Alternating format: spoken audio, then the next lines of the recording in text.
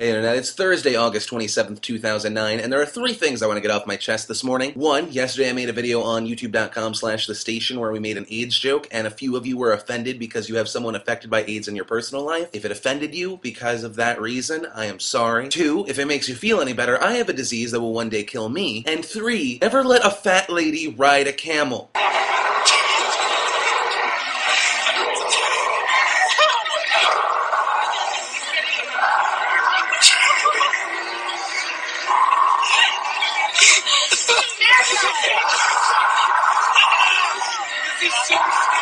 Fun little side note is the noises the camel was making is the same exact noise a fat woman makes while she's eating, which is not to be confused with the noise I make when I accidentally walk in on a Tyler Perry movie. That noise is more of like a screamer from the movie Screamers, while a fat woman eating sounds kind of like joy and hope being crushed, or a camel dying. Anyhoozle, let's talk about real news. There are many scientists out there today that are saying that depression is not a disease or something that needs to be cured, but a human adaptation to conquer problems. According to this research, when a person is depressed, they become very analytical, meaning they gain the ability to see a big problem and break it down into little pieces so that they can solve it, which would explain why you're depressed. You focus on what's wrong with your life, which is pretty much everything. I mean, you have to make videos every day, and then it's like, what if you don't make a video? Then people are like, you're lazy, but they don't realize how much work. Anyway, probably one of my favorite stories of the day is this guy that went to the New York City Library and hooked up an Xbox 360 and a monitor. Now, he probably wouldn't have gotten kicked out except for the fact that he also brought a Turtle Beach headset and started screaming at his teammates to cover the fucking flag. But he does get points for most interesting way to steal Wi-Fi. Internet, I have discovered another reason why I'm getting a first-class trip on Delta Street to hell. I saw the following picture and I laughed. If you laugh, you're coming with me.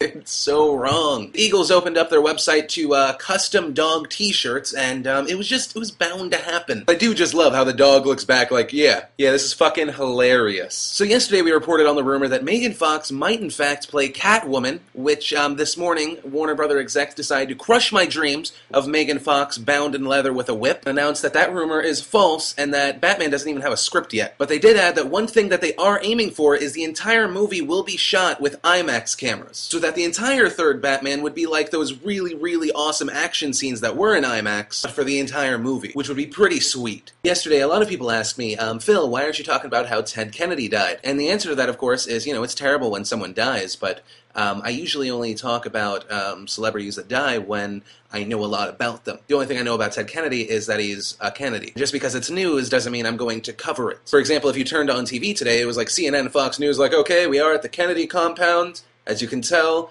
Ted Kennedy is in the casket. There are houses, and it's the Kennedy. Okay, so nothing's really happening, but we'll be back with more footage of nothing happening after these commercials. They're just trying to milk it dry. The last thing I wanted to talk about today is I started using this website called dailybooth.com. Essentially, it's kind of like Twitter in the sense that I can just post an update with a picture. But what's cool about it is everyone else can post pictures back to me. So today on Daily Booth, I have a challenge for make the funniest, coolest, safe for work O-face and post it in response. The link to that and all the stories we mentioned today are over here on the sidebar. Guys, that's really all that mattered to me this Thursday. My name's Philip DeFranco, and you've just been filled in.